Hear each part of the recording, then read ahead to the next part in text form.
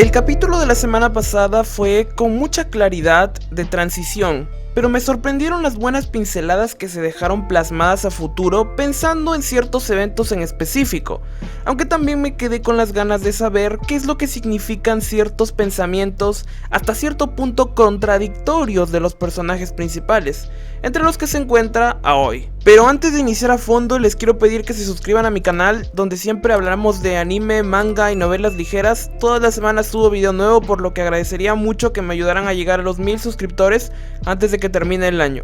Ahora sí, comencemos. El capítulo comienza con Fumiya enseñándole lo básico a Tama sobre cómo socializar con la gente y entrar en ambiente, o cómo hacer que suene más divertida y expresiva. Pero como era obvio, ella ya dominaba bastante esa parte de la comunicación con otras personas, y no era realmente lo que necesitaba trabajar. Desde ese punto en adelante, para tratar de descubrir cómo sería la mejor manera de intentar darle la vuelta a su situación con Erika,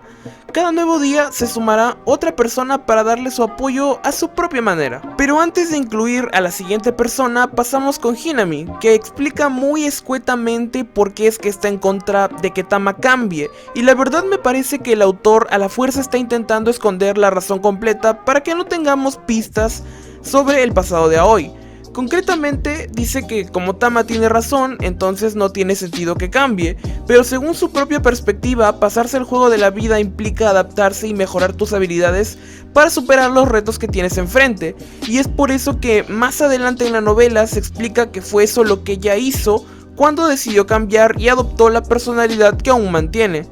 En ese caso, ¿por qué es tan obstinada con el cambio de Tama? Es evidente que la reacción del salón no va a cambiar ni siquiera con la ayuda de Mimi, Takei y ella misma, que en conjunto son los estudiantes con más influencia y estatus frente a los demás. Al volver a la clase, sigue el único consejo que pudo darle Tomosaki, para que por lo menos no tenga a todo el aula en contra, y se deja molestar por Erika sin contestarle, pero con la gran diferencia con respecto a la otra chica, que ella no deja que la vean como alguien débil o sumisa, pues se mantiene firme, solo que ya no extiende la pelea hasta más de lo que los demás consideran aceptable.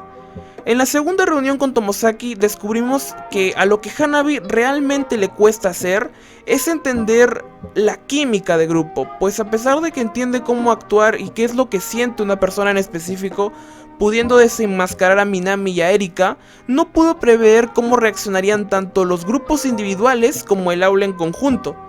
Entonces andaban intentando descubrir cómo entender a los demás estudiantes con los que no trataban, cuando se apareció Misuzawa a intentar ayudarlos, como más adelante él mismo dice, por un capricho suyo. Al principio no presté tanta atención a la conversación que vino luego,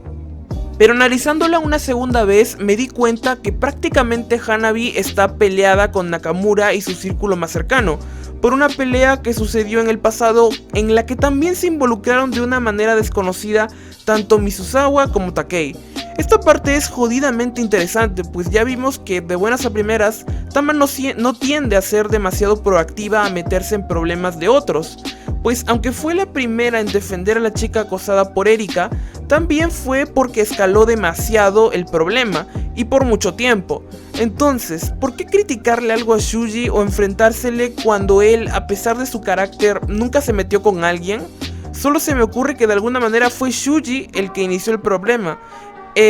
y trató de imponerse o recriminarle algo a Tama, porque de otra manera no tendría tanto sentido. Pero bueno, volviendo al presente, para tratar de eliminar esa debilidad, Tomosaki le anima a dejar de lado eso y volverse amiga de Takahiro, a lo que ella acepta y empiezan a conversar